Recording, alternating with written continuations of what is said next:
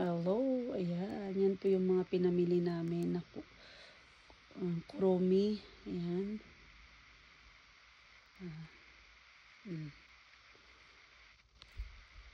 Mamahalin yan. Ayan guys, kasi gusto ng anak ko ng kuromi. Kaya ayan. Collection niya kuromi. So yan, madaming ano. Kuromi. Ito sa Tokyo ko pa ito nabiling kuromi. Japanese.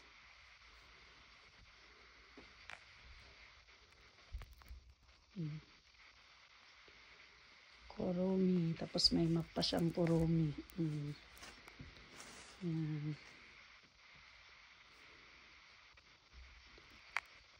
Guys. Butas na naman ang bulsa ko sa kuromi niyang collection.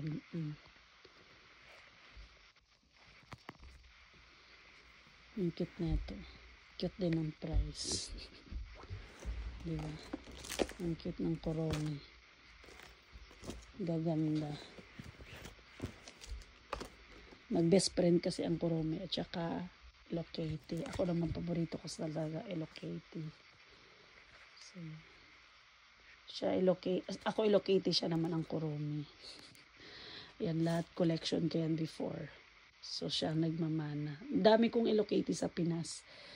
Galing dito pinamili ko sa Japan. Tapos pinadala ko sa Pinas. So, yun. Kuromi. Halo na kuromi at saka Hello Kitty. Kaya, nagsawa sa Hello Kitty kaya gusto niya kuromi. So, guys, ako Hello Kitty pa rin ako. Yan ang gustong-gusto niya, kuromi.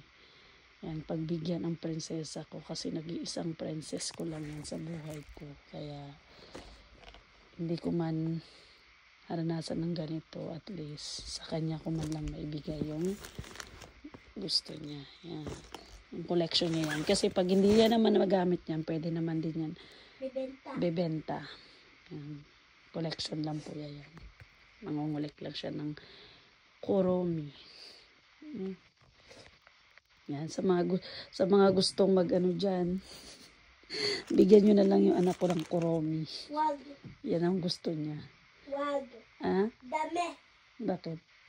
Dadalhin ko yan sa Pilipinas. Dadalhin mo to sa Philippines. Ay, hindi natin to ipamimigay. Dadalhin mo yan sa Philippines. Para ano.